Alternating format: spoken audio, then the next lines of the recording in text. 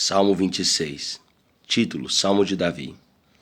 O doce trovador de Israel está diante de nós neste salmo, como alguém que suporta uma repreensão. Aquele foi um tipo do grande filho de Davi e é um exemplo encorajador para nós de como carregar o fardo da difamação até o trono da graça. É uma hipótese engenhosa a de que este apelo ao céu for escrito por Davi na época do assassinato de Isbosete por Baaná e Recabe, para protestar sua inocência na participação desse pérfido homicídio. O teor do salmo certamente concorda com a suposta ocasião, mas não é possível, com uma pista tão ínfima, ir além da conjectura.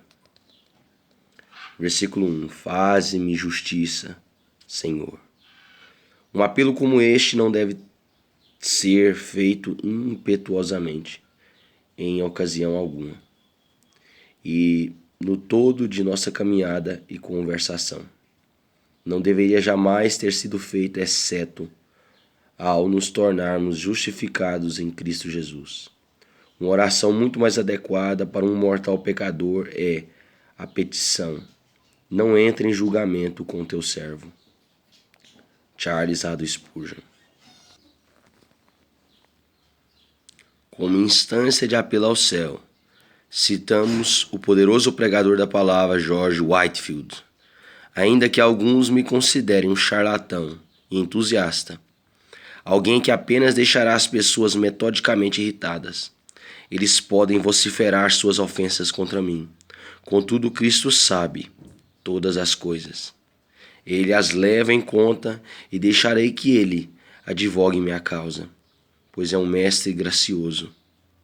Já o descobri como tal e estou certo de que assim ele permanecerá. A vingança é dele e ele retribuirá. George Whitefield. Pois tenho andado na minha integridade. Ele tinha a integridade como seu princípio e nela caminhava, como sua prática. Davi não havia usado nenhum meio traiçoeiro ou iníquo para ganhar a coroa ou mantê-la. Ele tinha consciência de haver sido guiado pelos princípios mais nobres de honra em todas as suas ações, com respeito por Saul e sua família. Que consolo é ter a aprovação da própria consciência. Havendo paz na alma, as vociferantes tempestades da calúnia que uivam ao nosso redor são de pouca importância. Quando o pequeno pássaro em meu peito canta uma canção jubilosa, não me importa se 1000 corujas piem do lado de fora. E confio no Senhor, porque eu roubaria se Deus prometeu suprir minhas necessidades? Por que deveria me vingar quando sei que o Senhor abraçou minha causa? A confiança em Deus é uma segurança muito eficaz contra o pecado. Sem vacilar. Escorregadio como é o caminho, ando como um homem sobre o gelo. Contudo, a fé impede que meus calcanhares escorreguem, e assim continuará a fazer. Os caminhos duvidosos da diplomacia certamente cedo ou tarde derrubarão aqueles que neles correm, mas os caminhos da honestidade, ainda que geralmente árduos, são sempre seguros. Não podemos confiar em Deus se caminhamos desonestamente, mas caminhos retos e fé simples levam o peregrino até o fim de sua jornada com júbilo. Charles Haddon Spurgeon. Versículo 2. O salmista usa 3 palavras: examina, prova e sonda. Essas palavras são designadas para incluir todos os modos em que a realidade de qualquer coisa é testada. E juntas sugerem que ele desejava que fosse feita a mais minuciosa investigação. Ele não fugiu de nenhum teste. Albert Barnes. Examinar, provar, sondar. Assim como o ouro é dissociado e separado das impurezas pelo fogo. Também a singeleza de coração e a verdadeira simplicidade cristã são melhores vistas e ficam mais evidentes em lutas e aflições. Qualquer homem parece piedoso, mas aflições arrancam do coração o que quer que ali houver, seja bom ou mal. Robert Caldry. Versículo 3. Tenho andado na tua verdade. Alguns falam da verdade, melhor é nela andar. Alguns fazem votos de que no futuro agirão melhor, mas suas resoluções a nada chegam. Somente o homem regenerado pode dizer, tenho andado na tua verdade. Charles Haddon Spurgeon. Versículo 3 e 4. Deus não tomará o perverso pela mão, como lemos na Vulgata Jó 8:20. Nem o deveria o homem piedoso. Davi prova a sinceridade de sua trajetória por seu cuidado em evitar tal associação. George Swinnock. Versículo 4. Não me tenha sentado com homens falsos. Longe de ser um ofensor aberto das leis de Deus, o salmista não havia nem sequer se associado com os amantes do mal. Mantiveram-se distante dos homens de Belial. Um homem é conhecido por seus companheiros, e se nos mantivemos distante dos perversos, será sempre prova a nosso favor, no caso de nosso caráter ser impugnado. Aquele que nunca esteve na vizinhança provavelmente não roubou o milho. Aquele que nunca esteve no mar claramente não é o homem que afundou o navio. Cidadãos verdadeiros não negociam com traidores. Davi não tinha assento na congregação dos trocistas. Eles não eram seus agradáveis companheiros, nem banquetes, nem seus conselheiros ou seus colaboradores em conversas. Temos a necessidade de ver, falar e negociar com homens do mundo, mas não devemos de modo algum encontrar descanso e consolo em uma sociedade vazia. Não apenas os profanos, mas os falsos devem ser evitados. Todos esses que vivem para esta vida somente são homens vãos, secos e superficiais, realmente indignos da amizade de um cristão. Todos esses que vivem para esta vida somente são homens vãos, secos e superficiais, realmente indignos da amizade de um cristão. Charles Haddon Spurgeon. O que fazem as pombas de Cristo entre as aves de rapina e as virgens entre prostitutas? A companhia dos perversos é muito corruptiva. É como colocar-se entre aqueles contaminados com a praga.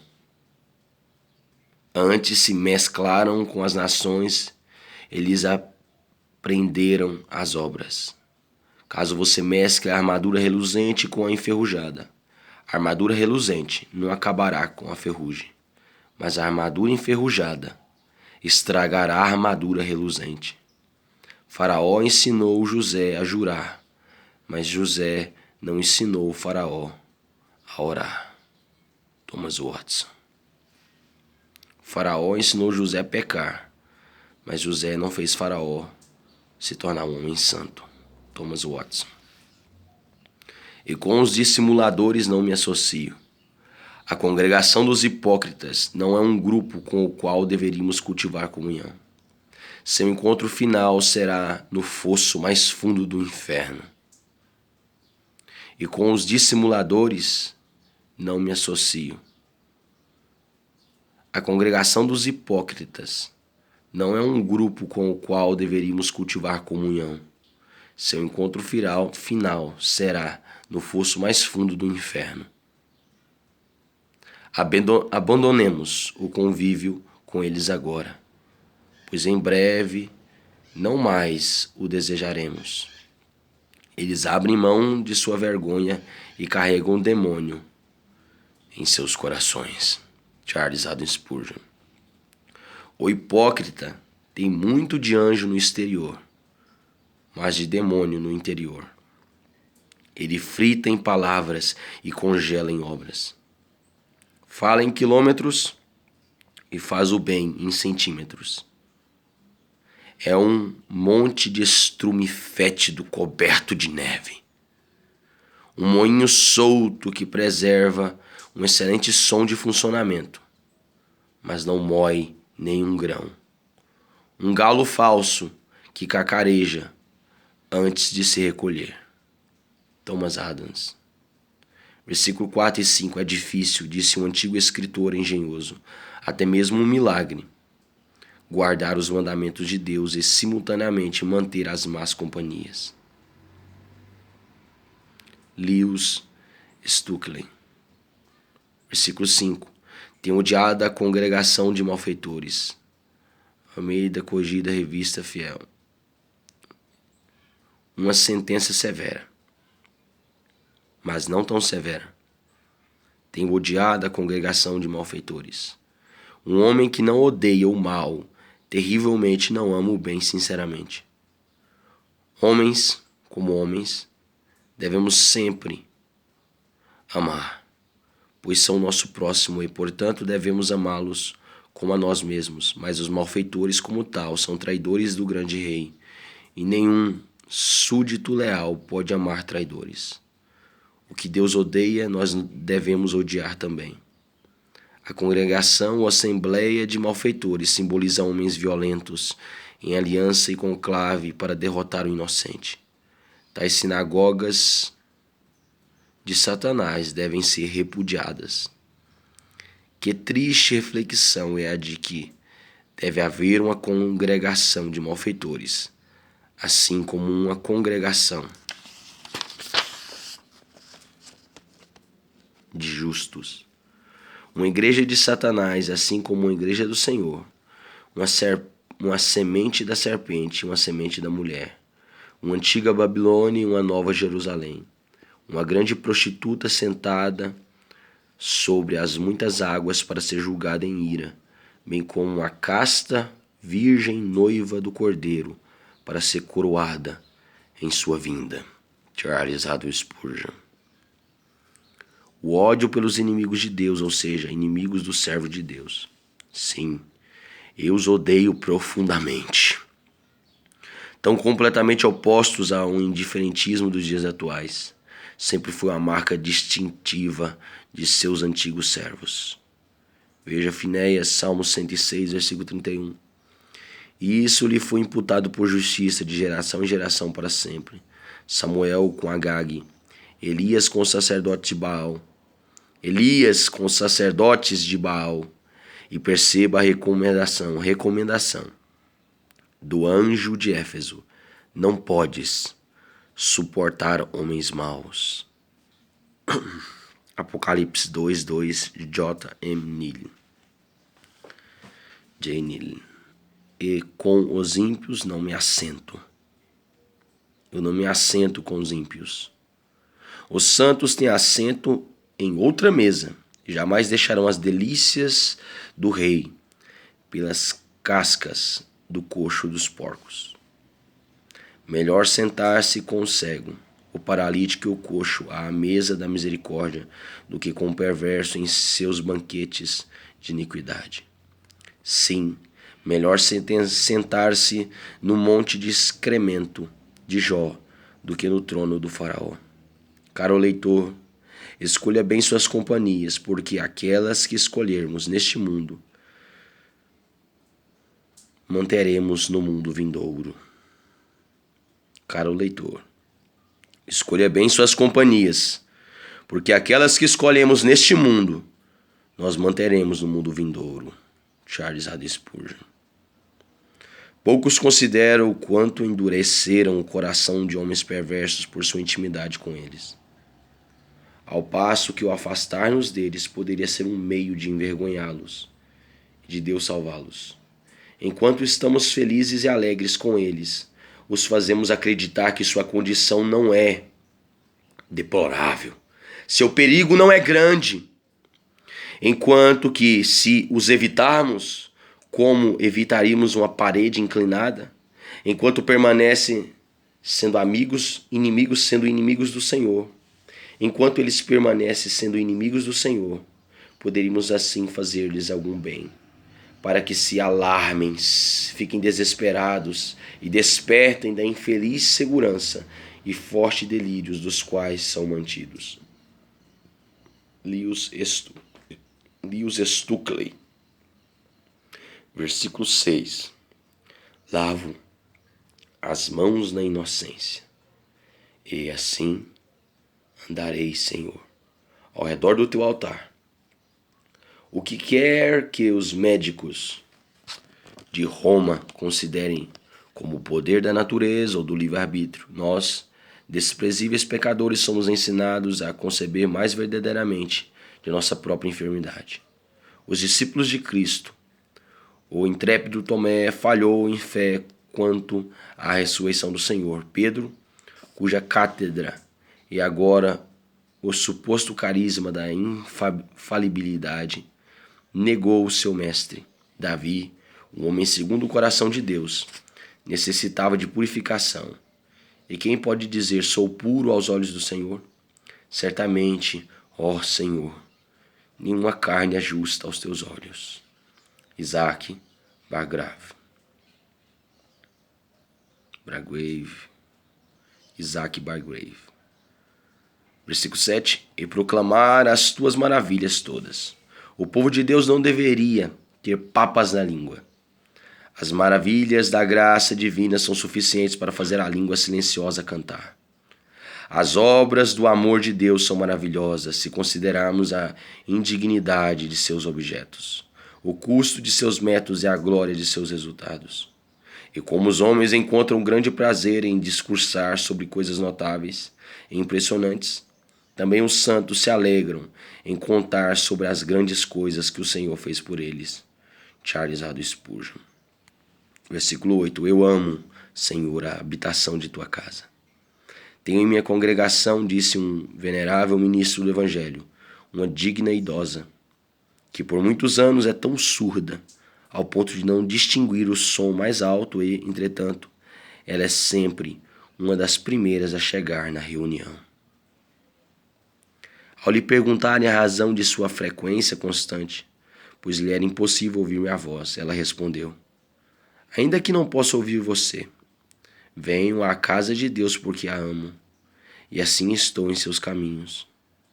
Ele me dá muitos pensamentos doces sobre o texto quando me indicam o que ler. Outra razão é porque ali estou com as melhores companhias, na presença imediata de Deus e entre seus santos, os honráveis da terra. Não fico satisfeita em servir a Deus de modo particular. É meu dever e privilégio honrá-lo regularmente em público. Que repreensão àqueles que têm sua audição e ainda assim sempre chegam atrasados na igreja, ao lugar de adoração, quando vão. K. Arvine. Versículo 9. Não colhas a minha alma com a dos pecadores. Não colha a minha alma com a dos pecadores, para a prensa de sua ira eterna no inferno. Marcião, o herege, vendo Policarpo, perguntou-se se ele não o reconheceria. Você não sabe que eu sou Policarpo? Você não sabe quem eu sou, Policarpo? Você não me reconhece? Sim, disse Policarpo. Sei que você é o primogênito de Satanás, e assim o desprezou. George Swinnock. A morte é o momento de colheita de Deus, em que ele recolhe as almas que lhe pertencem e o diabo toma aquelas que a ele pertencem. Por muito tempo caminharam próximas, mas agora estão separadas, e os santos são levados para casa, à congregação dos santos, e os pecadores à congregação dos pecadores. E nos interessa dizer, não colhas a minha alma com a dos pecadores. Seja quem for nosso povo aqui, o povo de Deus ou do diabo, a morte colherá as almas para si. É algo terrível ser reunido a pecadores no outro mundo. Pensar em nossa alma sendo reunida com a deles pode fazer nossos cabelos se arrepiarem. Imagina passar eternidades e eternidades ao lado de Hitler, Stalin, assassinos, pedófilos, estupradores, perversos, eternamente, eternamente ao lado deles. Muitos agora não se agradam de encontro algum, exceto a reunião com pecadores. É o deleite de seus corações. É uma vida arrojada e divertida a seus olhos. E é doloroso para eles se reunir com os santos, esperar diante do Senhor no dia do descanso. Porém, reunir-se com eles no outro mundo é um terror em todas as formas. Os santos têm horror disto, como está no texto. Pensar em ser preso em sua companhia no outro mundo seria um inferno, por si só, para os piedosos. Davi nunca teve tanto horror da associação dos doentes, perseguidos, etc. Davi nunca teve tanto horror da associação dos doentes, perseguidos, etc., como teve dos pecadores. Ele se alegra em reunir-se com os santos de qualquer condição, mas, Senhor, ele diz, não colhas minha alma com a dos pecadores. Segundo, os próprios perversos têm horror a isso. Que eu morra a morte dos justos, disse o perverso Balaão, e o meu fim seja como o dele. Números 23, 10. Ainda que se alegrem em viver com eles ou estar com eles durante a vida, suas consciências testemunham que têm horror de estar com eles na morte. Viveriam com os pecadores, mas morreriam com os santos. Um pensamento pobre, irracional e autocondenatório. Thomas Boston. Versículo 10. Subornos. O que torna todas as doutrinas simples e claras. Por ano, mais de 200 libras pagas. E aquilo que antes era verdade é novamente falso? 200 a mais no bolso. Samuel Butler, em O Dibras, parte 3, canto 1.